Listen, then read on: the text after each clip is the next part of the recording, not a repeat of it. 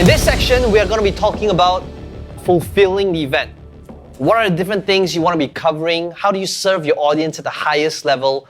How do you make it so that when they leave your event, they will feel like that was one of the most powerful things that they would have experienced? And how do you create and make that happen? Okay, so I just want to kind of mention, like, there's a lot of things that I normally do in my events that I'm not doing over here. So I just want to kind of mention that so you would see, like, this is not how I normally do things. So, like, usually at the start of all of our events, I will condition the room of a certain start song so that when I start the session, everybody would be, like, seated. So, like, one of the things we would do is, like, right at the start, I would play this song called You Get What You Give. And, like, right before we start, right, so every single session before I start, I would actually play that song. And I will condition them right from the start that before this song ends, everybody needs to be, seated down. And that's something you want to be doing as well. Now, I'm not doing it here because obviously it's a very different environment. It's a lot more laid back. But in a room where you have to hold the context and to control the room when it's like 50 people, 100 people, 300 people, you need to have these type of mechanisms in place to make sure your event runs smoothly, right? So you want to have an in song, you want to have a timer. So one of the things that I do as well is I have a timer every time we have breaks, a countdown timer so that everybody's aligned.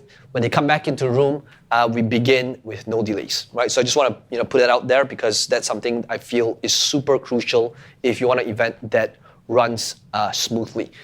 Next thing is setting up context and expectations.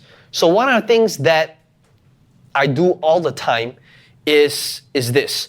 If you do not set up rules and set up context, you're going to be overwhelmed in many different ways. So for example, if you have breaks and when you have lunch breaks, if you do not set up the context, here's usually what happens. In your events, people will be coming up to you, wanting to take pictures of you, wanting to ask questions and do all of that. And your 12-minute breaks, your lunch breaks will end up being a Q&A. And that's going to overwhelm you because that's not going to allow you to focus on the event and the masses. So one of the things that I always do when it comes to setting up context, it's really important to mention that right at the start, which is things like after every 2 hours or 90 minutes, you'll have a 10-minute break. So one of the things I always say is during this 10 minutes, I want to be clear on one thing. This 10 minutes is not Q&A. And I know that many times when people come to me, they say, things like, Ping Jun, I just want 1 minute, I just have one question. We all know that for me to really answer it, it will take more like 5. And if I gave 5 minutes to each person in this room of 100 people, that's 500 minutes. That's like a 2-day session right there if I gave each person 5 minutes. So write this word down, write this sentence down. Write down the sentence, the needs of the many outweighs the needs of one. Okay, so the needs of the many outweighs the needs of one person. So I need to serve the other 100 people here in this room. So let's not turn into Q&A because those 12 minutes are the only 12 minutes that I have to prepare for the next session. It's the only 12 minutes I have to get my team aligned and make sure that things that happens behind the scenes are doing okay, right? So you want to set up the context, right?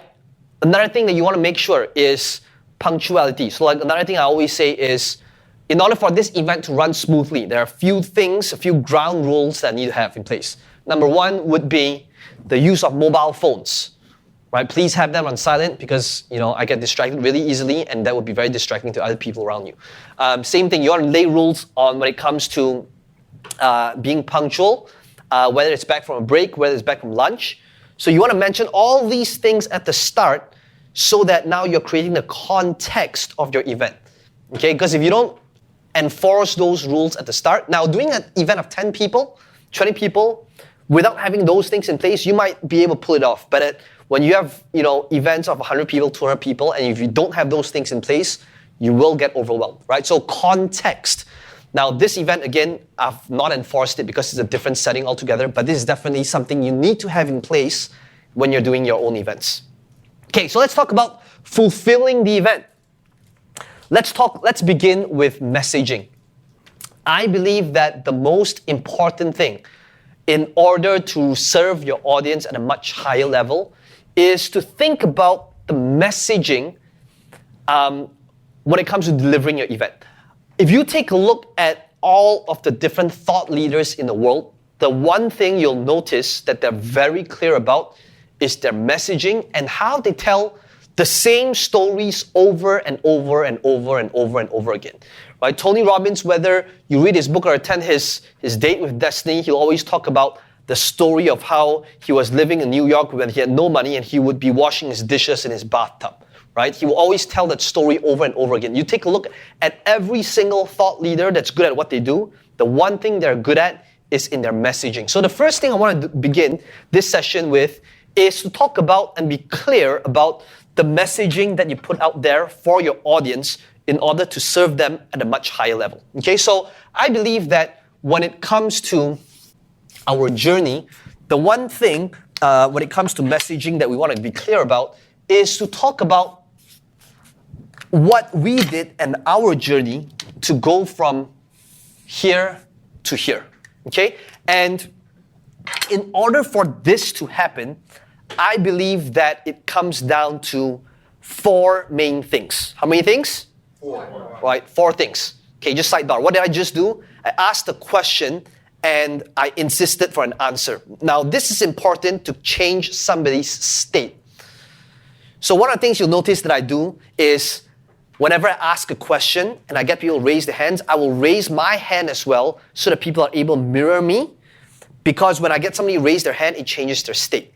When I ask a question and I make sure that people answer it, whenever you say something, it only means one thing. But when you get them to say it, it means everything. So sometimes you want, for different keywords, you want to get them to repeat those words because that's when they'll really remember it. But much more than that, it changes their state and it keeps them awake. Okay, so back to messaging. There are 4 things to be clear on when it comes to our message, okay?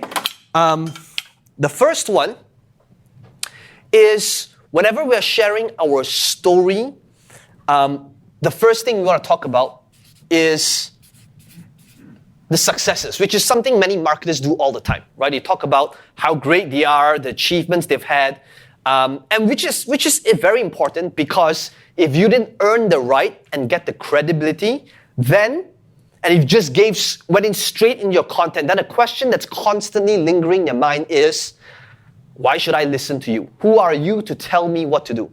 So this is crucial when it comes to your messaging, the different successes you've had.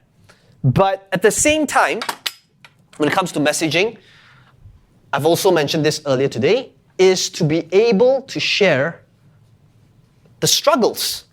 Because struggles is what makes us human. If I went on stage and I talked about how great I am being an internet marketer because I'm great at programming, I can do design, and I'm a great copywriter, what's going to happen is people will listen to me and they will say, well, Ping Jun, of course you can do it because you are superhuman, right? And you've got all these different abilities. But when I'm able to share my struggles and show them that I am not a programmer, that I struggle with tech all the time, and that I have my flaws as well, that's when it gives people that hope and builds that rapport because they can see that you too are just like them. Same thing when it comes to speaking. The reason why I'm able to motivate and inspire somebody else and give them the belief that they can do it as well, it's not because I talk about how great I am, but rather because I'm able to share my struggles with them that enables them to dream bigger and give them the belief that they can do it as well. And that's why when it comes to your messaging, you want to incorporate your struggles, what you went through, so that your audience will have that same belief. The next one, number 3, is basically the strengths that you have. And this could be as a direct result of the struggles you faced in the past. This could be because of the successes you've had. But the next thing you want to ask yourself is, so far, these three things, how much does your audience actually know about these three things about you?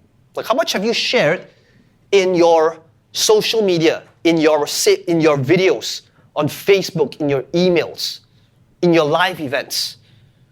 Right? How much do they actually know? And number 4 is actually your beliefs. Your beliefs about life, your beliefs about business, your beliefs about your customers. Right? Now, all these things, one of the things we want to be doing is to think about our messaging, because ultimately these components is how we can incorporate it into our funnel.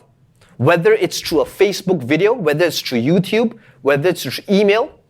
And one video that I was really inspired by 6 years ago was I saw this video by Brendan Burchard, and this video was called What I Believe. And I love this video is because he actually incorporated these 4 things in this one video. Okay? So I actually created this video about 5 years back on what I believed. Okay? And as I play this video, I want you to think about how this one video incorporates these 4 things. Okay? So as I'm going through this, just think about how it falls into one of these 4 categories. I believe that all of us have a unique story, and sharing that story, life experience, knowledge, and passion can be an extremely fulfilling and lucrative career if we know how to package and position it correctly. My story began when I was in college, and where my entire life I've been told that in order to succeed in life, it's first to get good grades in school, study hard, so that one day I can get into a good college, good university, so that lands me a good job, a steady job, to save more money, spend less money, and most of this advice came from my parents. My father is one of the most hardworking people in the world that I know of. For 13 years, he worked on 2 jobs. On his 9-to-5 job with the government, and after his 9-to-5 job, he would work on a farm. My father is a farmer. And every single year, my dad would bring my brother and I to the same exact spot in the farm to take a picture, and he would make us hold up this white signboard that shows how old the farm is. These were the first 10 years growing up on the farm. So that was my background, growing up in that sort of mindset where success is only achieved through blood, sweat, and tears, through hard work. And when I was in college, I've been doing well my entire life, and I was finally offered to study in Warwick University, where I got a scholarship from the government of Malaysia. And to cut a really long story short, because of a lot of good times, parties, I nearly flunked out of university. I got a 42% average, and out of the 3 years, I spent a total of 8 hours attending lectures. And that was because my entire life I've done well in school, and I thought college and university was not going to be any different. Finally, when I went back home, that was when reality hit. I realized that all these companies that once headhunted me didn't want to hire me anymore, because they were all judging me based on the piece of paper, the results that I got from university. And this time the government said that I didn't fulfill the condition that I had with the scholarship, and they wanted me to pay back every single dollar, which was $53,000, money which I didn't have, money which my parents obviously didn't have. And because of that, here's the funny thing, I was so conditioned to believe that if I didn't do well in school and get good grades, this is the price I have to pay for the rest of my life. And my first job that paid me about 900 ringgit, that's about $300 a month, I worked on this job for nearly 2 years. And after a year, I remember I was having a shower and the water's coming down, but I wasn't really showering. I was just thinking and reflecting about life. I was thinking, how did I manage to screw up this badly in life? I had everything going on for me. I was a scholar, I was a straight A student. I had all these big companies, they were all lining up waiting to headhunt me, to hire me as soon as I got out from university. And just because of one mistake and one screw up in my life, this is the price I have to pay. And that was when I realized I had to do something different. That was when I went online, I typed in how to make money online, And out of buying all these different programs, home study courses, they seemed to have one thing in common, and that was to make money online, you first need to sell a product. I didn't think I had a strength, so I created this 30-page guide on how to play this computer game, World of Warcraft, which is one of the reasons why I nearly failed university. I played this game for over 1,000 hours, and I didn't think it would sell well. I put it up online for just $7, and within 9 months, I made my first sale, and many months after that, the sale from my online product was 3 times more than my full-time job's pay. Granted, which wasn't very hard to do because my full-time job didn't pay me a lot of money. But that was when I took what I did from World of Warcraft, I scaled it up into many other niche markets in Forex, in gardening, in teeth whitening, in how to quit smoking. Up to today, we run close to about 600 different websites. In 2010, there was this really big game called Farmville. We were the first to market this guide called Farmville Secrets. And Farmville Secrets did over $1.3 million in under 7 months. And since then, I started teaching people this strategy on how to take your knowledge and transform that knowledge into a product that's monetizable on the internet. And I started doing this across the world and teaching this to tens and thousands of people and sharing the stage. I've been blessed to share the stage with people like Sir Richard Branson, Tony Robbins, Brendan Burchard, Les Brown, Robert Kiyosaki, the biggest names in the world. And I would have never thought that was even possible.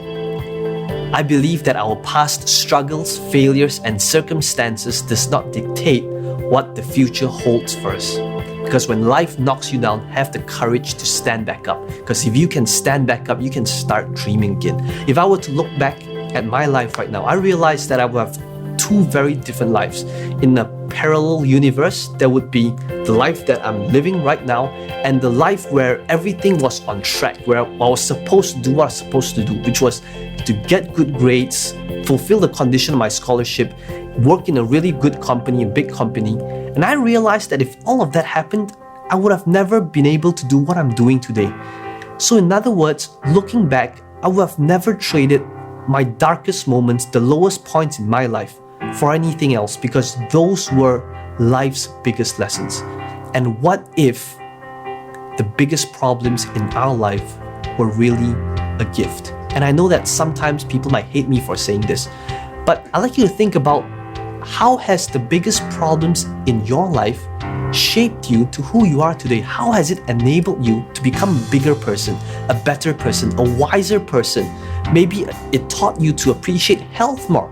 Or maybe it taught you to appreciate that life is truly finite and that it could end at any time. In other words, the biggest problems in our lives can either shape us up or it can tear us down, and that is a choice. I believe in the power of your story, and it is my job to help you take that story, passion, life experience, and knowledge and package and position it as a product that's monetizable online. And it is my job to help you find that voice, that message that is true to you, that is authentic to you, and to share it with the world. It's your time.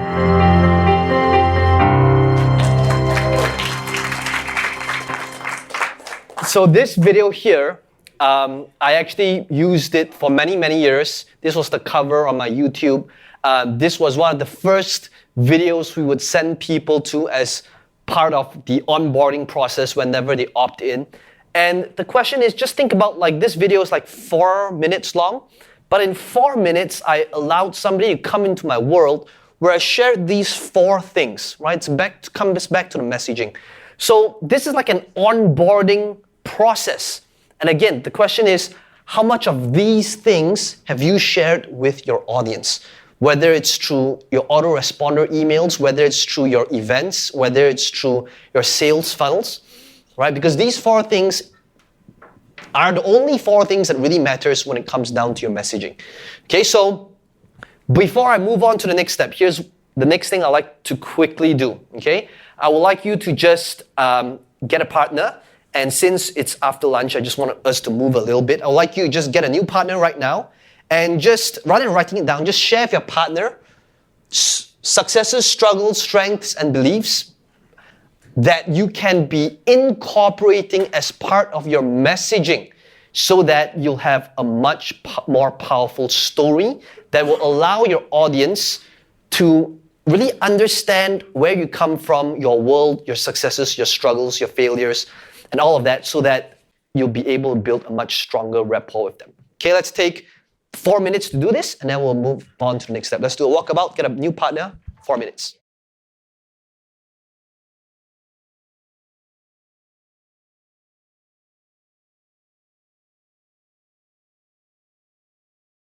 All right, so now that we understand the importance of messaging, and what I wanted you to see from the exercise was really how you can incorporate that messaging that allows people, your audience, to get into your world, so that right from the start, whether it's through social media, whether it's through YouTube or Facebook, they understand who it is that you are, what you stand for, and how you can serve them.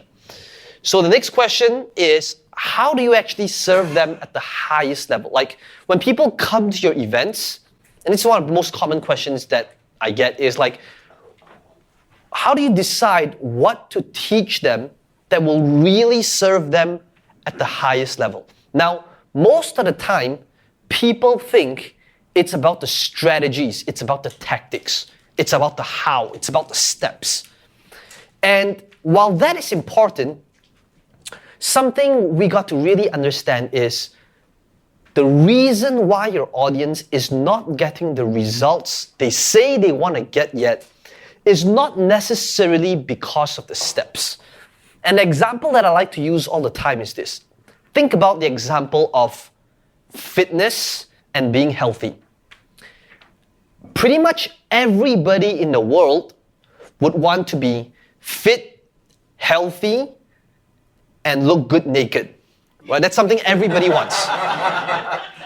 But the truth is, most people, we don't have our ideal bodies. And if you really think about it, why is that the case? It's not because we don't know the how. The how is just eat right, exercise daily. That's the how. It's just these 2 steps. So if you really come from that angle, most of the time, we're not getting the results we want. It's not necessarily because of the steps. But yet, that's what most thought leaders or speakers or marketers think their audience needs, right? And that's why they're so obsessed about, like, what are the techniques, what are the steps that I need to be sharing with my audience? But I can tell you that you could give your audience all of the steps, and we all know this, doesn't necessarily mean they will actually do it. So in order for us, as thought leaders in our market, as the experts, if we want to create true change for our market, it's not just about teaching the steps. There must be something much bigger that we need to be talking about, that we need to be covering if we want to enable our audience and serve them the highest levels. So what are these things? Okay, it's basically this. Again, if we want to get our audience to go from here and get them to go to here, the next thing we want to be talking about are these 4 things. How many things? 4. Right, 4 things. What are they? The first one, if we think about it, like what's stopping them from going from here to here? The first thing we need to address is this. Number one is their motivation. Right? Ultimately, in order to start anything, we must have the motivation to begin. Whether it's starting a business, whether it is living a healthy life, before even the steps, before all of that, to get somebody started, we need to cover the motivation. And motivation comes into these few categories. Okay, number 1, so motivation has got 3 things. Okay, 3 branches to it. Number 1, motivation is sparked by something. We need to ignite that motivation for our audience. Because if you don't cover motivation, they won't even begin. They will not be motivated to even begin. So when it's sparked by this first thing, okay, and sparked has got 2 things we want to be covering. Okay, number 1 is right? Could be sparked by ambition. When we actually give them the permission to dream bigger. When we actually show them that it's possible to be more, to have more. That's when we give them the ambition to start this journey. So the question is, first one is, when you do your events, what can you do to give them the ambition to begin? Now, the problem with this ambition is that if they don't believe that they can do it, then it's just going to be a dream, right? In other words, the next thing that we want to be covering in your events is basically expectancy. To show them that they can do it as well, right? If not, if it's just an ambition, it'll just be a dream. It will just be, so that's why Ping Jun and all these other people can do it, but here's why I can't do it. Because I'm too old, I'm too young, I don't have the skills, I don't have the expertise, I don't have the capital, and all these other different things come. So you want to think about your market and what are the different things that you can be covering to give them this ambition so that they begin. At the same time, the expectancy. So like for me, when I do an event like this, or if I were to teach people speaking, I know that a very crucial piece is to show people my struggles. Because when I'm able to show my struggles, that's when it gives them the expectancy that they can do it as well. Okay, but the problem with motivation and having a motivation sparked, and we all know this, I asked this question earlier, it's very possible that a person goes to an event, feels good about themselves for a week, maybe even 2 weeks, but then they do absolutely nothing. So the next thing we want to do, if we want to create lasting change for our audience, create real change, we need to cover this second part, which is basically how we can help them sustain that motivation. How do we help them sustain it? And the way to help them sustain it would be through these two things as well. Okay, the first one to help them sustain it would be through these little efforts or through different milestones where we can actually chunk things down for them. Ultimately, if we can get people to commit one small step and get them to celebrate these little victories, we need to understand that a huge victory is basically accumulation of many small victories.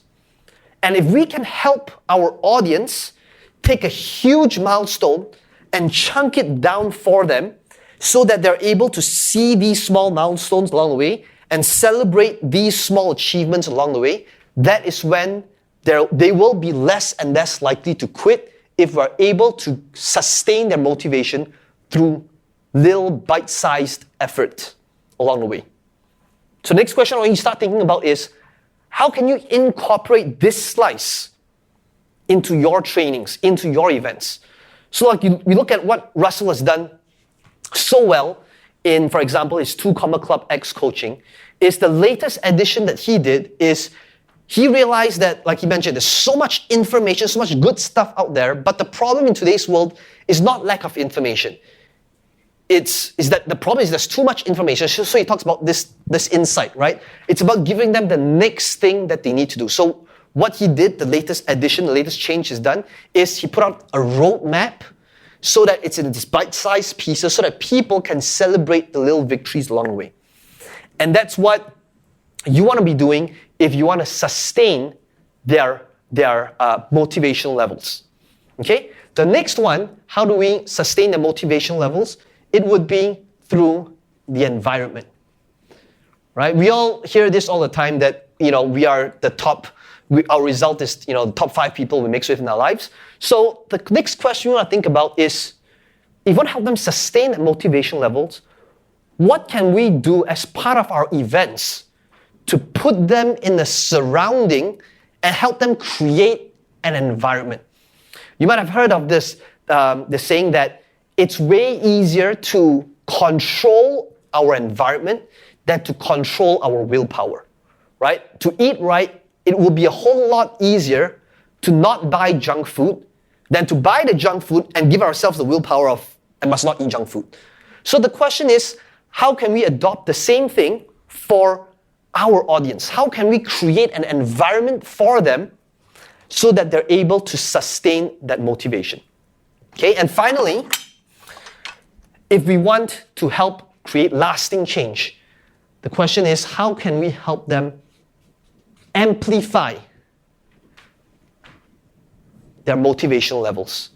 And this third part here is, number one, how can we help them change their beliefs about themselves, the beliefs about the opportunity, right? Because we all know that our thoughts and our actions is all boils down to our belief systems. And finally, how can we change their attitude around it, right? And that's how we amplify and create change. And this is just the first part, motivation. So the only thing that will enable them to take this first step here, again, it's not the steps. If we want to become true thought leaders in our industry, the first thing is, how can we have all these things in place, right? Help them spark their ambition, sustain it, at the same time, amplify it. The question I want you to start asking yourself is, in your programs, in your events, how much time do you spend talking about their beliefs, their mindset, that will determine their attitude? Because that's how we create lasting change. So most of the time, I know that in my events, yes, the steps are important, but ultimately what will create true change for my audience is if I can create this first piece first. Because nothing will happen without the motivation. We all know that with a big enough why, with a big enough motivation, we will conquer the how, we will conquer the fears, right? But this is the first step. Now, the second step, okay, now that we have covered motivation, and again, every time I'm explaining these things, I want you to ask yourself, like, how much of these things have you incorporated into your events? Okay, number two is this. Number two is, if you want them to take the next step, again, to serve them the highest levels, what other things do we need to talk about? Number two is basically their fears. What's this word? Fears. Right, their fears. And fears has two main things, okay? Like, why are they not taking action? Again, they're not taking action not necessarily because they don't know the steps, but maybe because they're fearful of something, okay? First of all, they could be fearful of a loss. They have to give up something, right? The fear of loss, which means, okay, so Ping Jun, you're telling me about real estate, and I believe in real estate, but in order to do that, I have to take my retirement savings aside in order to do this, right? So I have to lose something in order to do this. Fear of loss, right? Ping Jun, I love the idea of losing weight with the keto diet, but in order to do that, I have to give up my carbs, right? Fear of loss. I have to lose something in order to do this. So what you want to be thinking about is, how can you answer this objection, right? By incorporating words like, here's why you will love it, right? Here's why this thing is actually amazing. So because of these objections, again, it's like doing a webinar. But the difference now is, when it comes to training, you need to answer these objections, because these are the objections that's stopping them from executing the steps, okay? The next one would be the fear of the outcome, right? Which is like, what if I did all that, but the grass just ain't green enough, right? Ping Jun, what if I did all of your weight loss strategies, but I just slipped back into my old ways and gained all the weight back because I heard of all these other people who lost a bunch of weight, but they gained all the weight back, right? Fear of loss and outcome. What if I did all that, but it didn't work?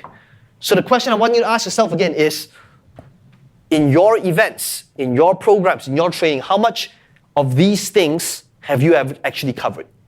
It's not necessarily the steps. Okay, number three is this. Number three, if you want to serve your audience at the highest level,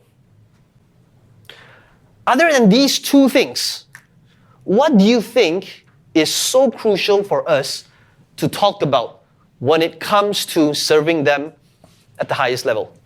What do you think it is?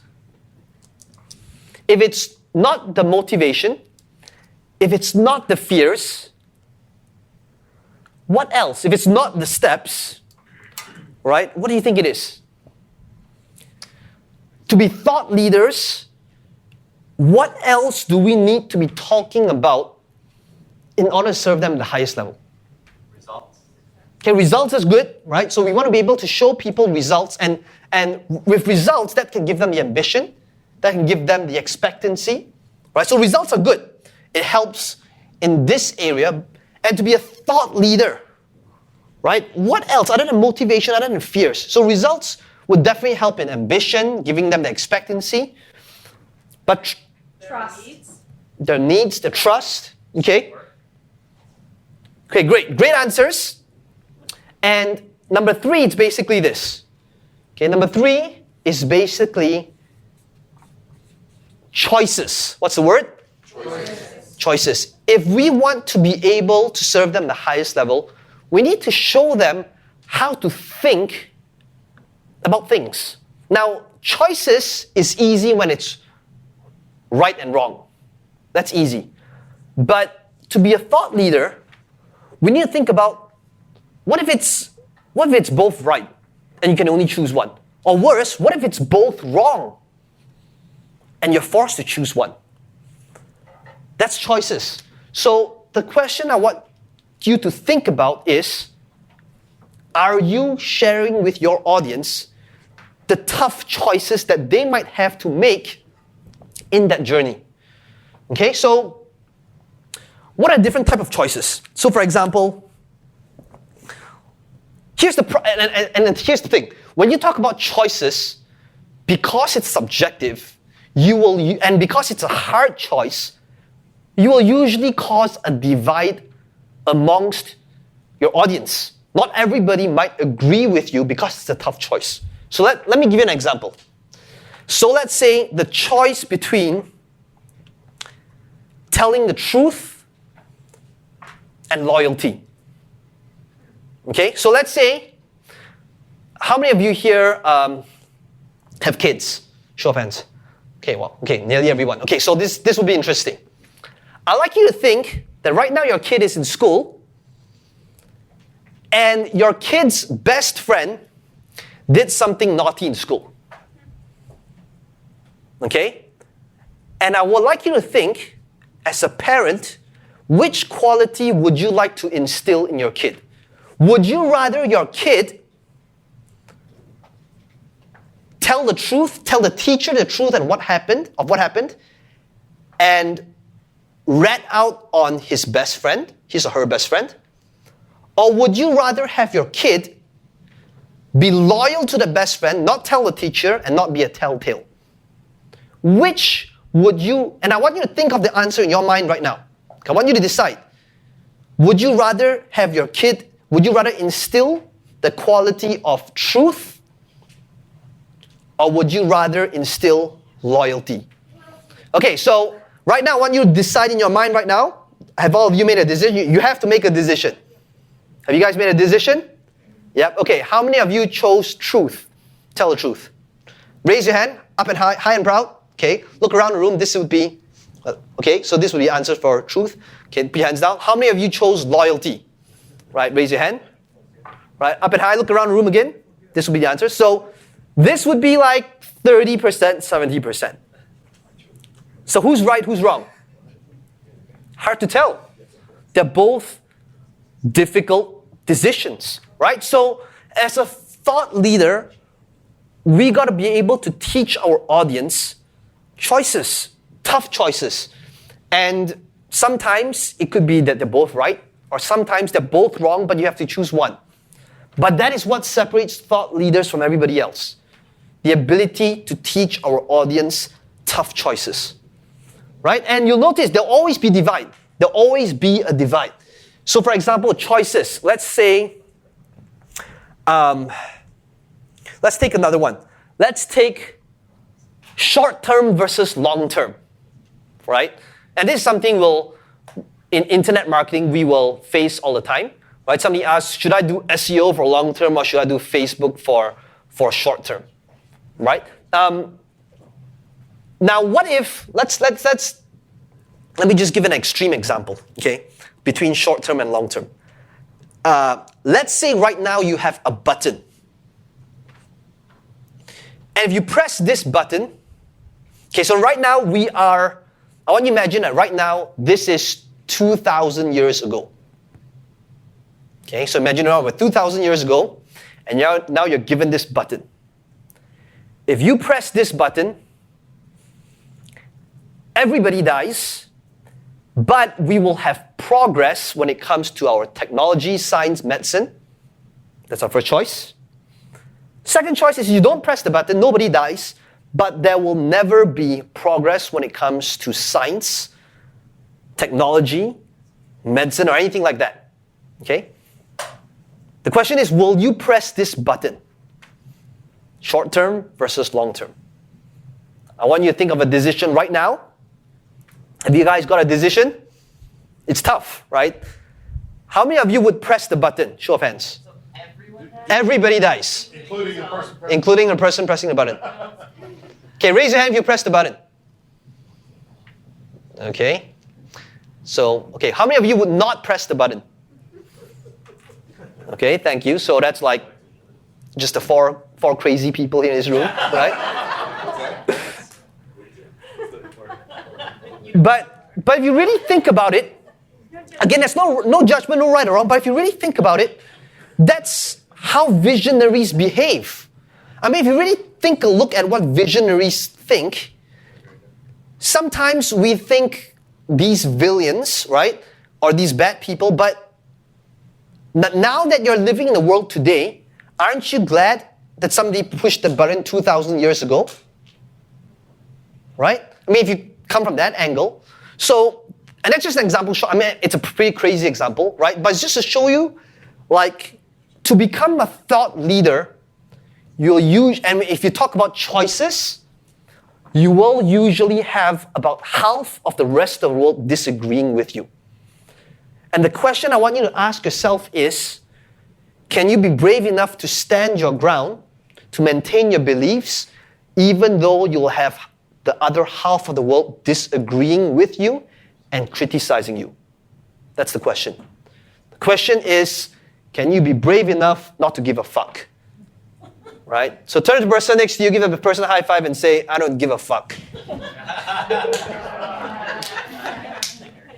Okay, so choices. How much are you talking about choices when it comes to your events, programs, and trainings? Okay? And finally, number 4. Number 4 is about covering things that is universal, that everybody wants. And that's basically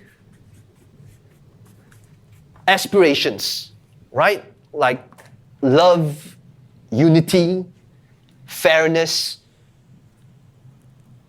Now this messaging over here, but the most important piece over here, in order to serve at the highest level, is this.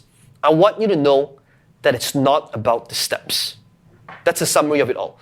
Most people constantly think, in order to create my program, I'm going to give them all of the steps, all of the mechanisms, and all of the strategies.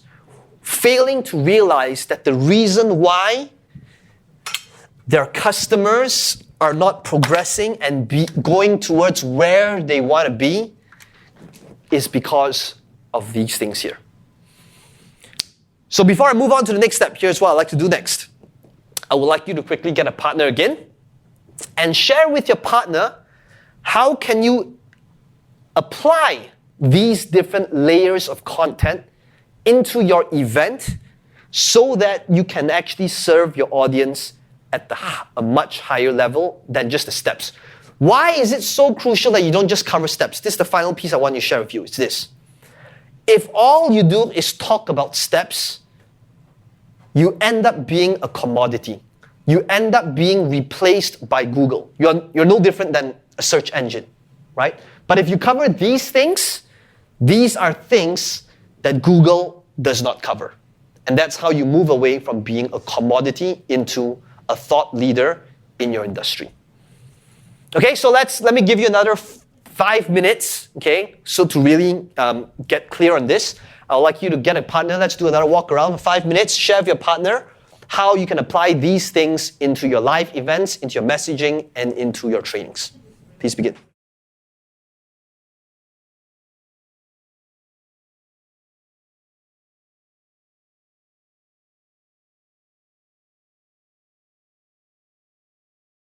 Hopefully with this section here, it's given you a little more clarity towards the different things you want to be covering in your events that is going to be way more powerful than just the steps, right? There must be something that is way more important, and it's basically these 4 things, right? Getting them to understand. That's how you actually create lasting change for your audience. So one of the things you'll notice that I've been kind of doing is as you are conducting your training, one really important thing that you want to be concerned about is their energy levels. And why is that important? Especially when it's lunch, right? Because sometimes the people that attend your events, they will have lunch that's laced with sleeping pills, and the energy levels will really dip after lunch. Okay, so you gotta be really thinking about the energy levels because learning requires energy. So one of the things you'll notice that I do all the time is I'm shifting your state by either getting you move around, doing partner shares, doing exercises, class shares. So what we do all the time, especially if you do events that requires people to bring laptops in the room, okay? How many of you, when you do events, your participants are able to bring laptops in the room? Show of hands.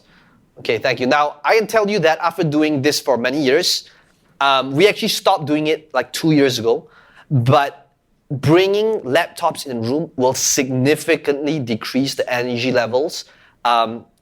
Because what's going to happen is people they're excited, they're really obsessed with their new business and they want to be working on it. And when that happens, chances are their attention towards you will decrease and the energy levels in the room will dip. So you want to be thinking about how can you change their energy levels by changing their state, by getting them to move around, by getting them to stand up, by getting them to do exercises. So like for me personally, I can tell you that like this picture over here, I am not someone who enjoys getting my audience to stretch and do all these things. Because if you can tell, I'm not a rah-rah person. And the things that makes me really uncomfortable is going to an event and, there's people dancing and stuff there. Or that thing, really scares me, okay? So one of the things that you want to be thinking about is how can you change their state? Like, so for me, I do it, especially if it's after lunch, just because if I feel the energy levels are going down. One thing that you want to be, that's so crucial, okay, is this. I remember 6 years ago, I really wanted to become good at speaking and training. So 6 years ago, I actually signed up for this NLP program because I was told that if you want to be a better trainer, you need to study and master NLP. So I was like, okay, great. And then everybody was like saying, Tony Robbins has mastered NLP and it's so good if you incorporate it into your trainings, all of that. So I said, okay, cool. I signed up for it. It was a 7-day event. I'm not going to mention the event name because since this is recorded, but it was the most boring event that I've ever been to. On the 3rd day, I've been to a lot of events, but that was the only event in my life that I've never completed. On the third day, it was so dry and boring that I changed my flight ticket and I flew back to Malaysia early. That's how bad it was. Because the thing that I couldn't understand was, this person has apparently mastered the language, and I couldn't understand why this person wasn't shifting our state, wasn't getting us to raise our hands. It was so dry and so technical, I couldn't handle it. And I feel that I'm somebody who can handle quite a few things, right? And but that's what it was. So in my mind, it was like, get us to stand up, get us to raise our hands. It was just the 3 days I was there, he was just at the podium and he was just talking like this, talking at the audience. And that's what I couldn't understand. So since then I've never completed an NLP training or anything like that, but that was my experience of NLP. So to me, like, NLP doesn't work. I have no idea what it is. So when it comes to your training, okay, what does it mean for you? I want you to be aware of your audience energy levels, because if you are presenting like a university college professor, it's not going to serve your audience. So many different ways to serve them at a much higher level in terms of the energy levels. You notice that there's a couple of things that I've been asking you to do. Number one is written exercises. I've been teaching and then I'll get you right. Number two is sharing sessions, right? Where you get a partner and you share with your partner what you learned, what your biggest takeaway was.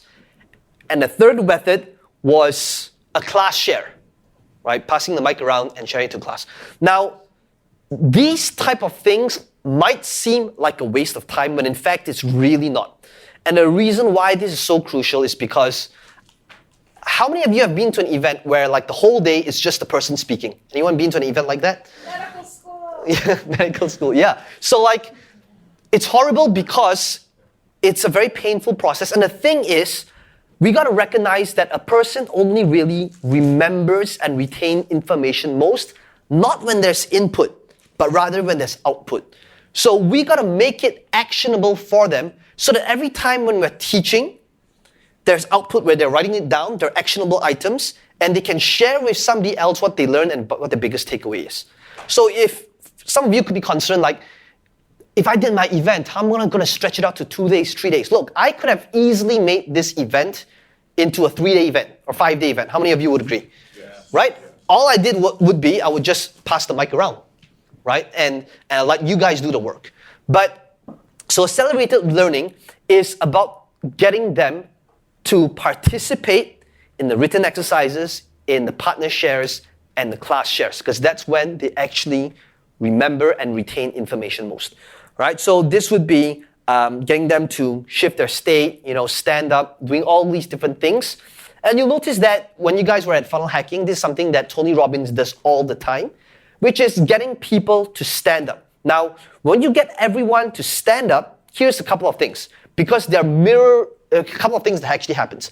Number one, because they're mirroring your actions, that is when you're actually building rapport with them, because everybody else in the room is doing it.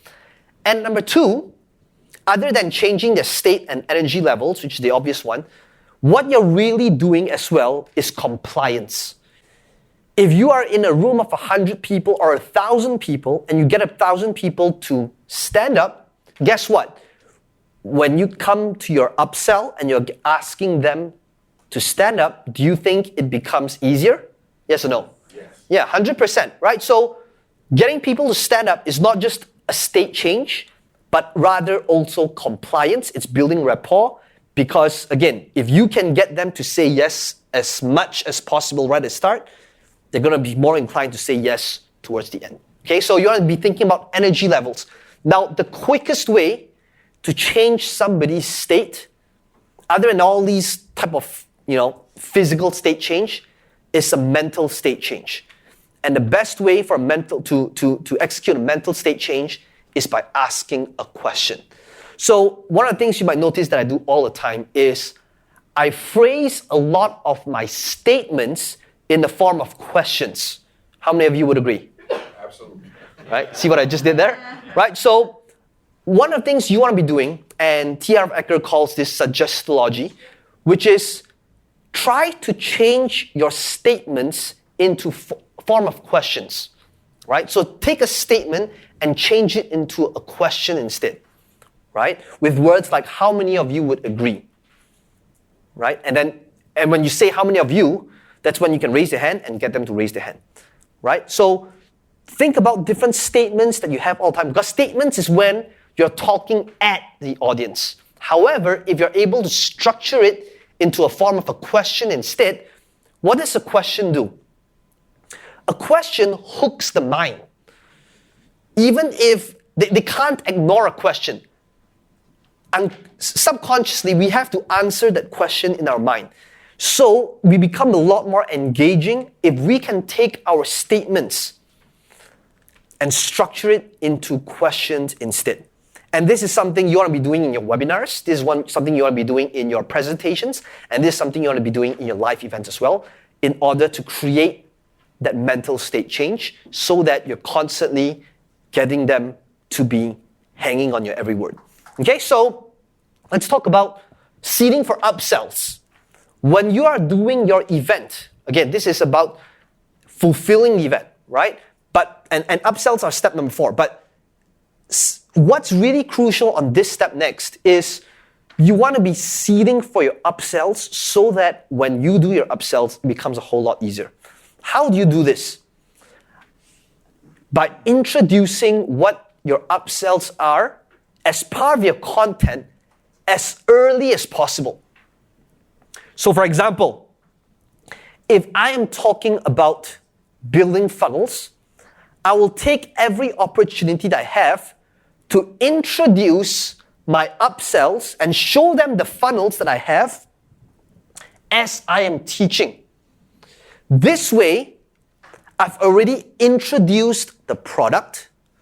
I've already showed them how much the product is worth at its original price, so that when it comes to my upsell, it becomes a whole lot easier. So for example, pretty much in like the first 1 hour of my course, I'm talking about funnels. I'm introducing them what funnels are. And I would say something along the lines of, so for example, this is one of my funnels that I use to sell a 5-day program at $5,000. So what I will do is I'll show them the funnel, I'll show them the add to cart button that actually says $5,000, so that right now I've already introduced this program and I've already established the value at $5,000, right? So this is like what Marion talks about. This is the price marinade, right? Now, in their minds, it's already established that it's $5,000. And this is just going to be one of the many components as part of my upsell earlier. So the way I'd like you to remember about high-ticket products is this. High-ticket, when it comes to pricing and introducing the pricing, is very different from the low-ticket ones. When it comes to high-ticket, I want you to think of it as like a weighing machine. Somebody gave this analogy before. I'm not sure who it was, but if it's a weighing machine, imagine that if you did a normal upsell for a high-ticket product, let's say it's $20,000.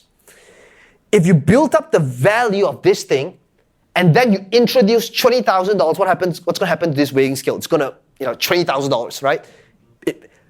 However, if you introduce the price first, so right at the start, you introduce it, it's $20,000, and now you have the rest of the event to balance it out with constant value, right? So that it constantly balances back out. Okay, so that's the importance of seeding. So when you seed your upsells right at the start, again, think of the weighing scale, right? You're just going to tell them straight up. So this thing is $20,000. Now, for the rest of your event, you have all the time in the world to establish value and explain why it's $20,000, rather than just giving value, and then right at the end when you do the upsell and the close, you say it's $20,000, and it's like, it flips one side, right? So that's how you see it for upsells. Introduce it in your programs as early as possible, mention it casually, show people the results that you're generating for the people that's in that program to establish the value, because now you have all the time in the world to establish value for it. Okay, seeding for upsells. Price marinade, we just talked about it. Right? So you want to get that number burning in their minds for as long as possible. So one of the things that I do all the time is as I'm doing my events and I'm showing all of different things that I sell in part of my funnel, I will show them that this is actually the full price. And I go one step further and I actually show them, like, look, this is the funnel that sells this program at this price. So in their mind, so I will show like some components, this is 5,000, this is another 7,000 offer, this is 10,000 offer.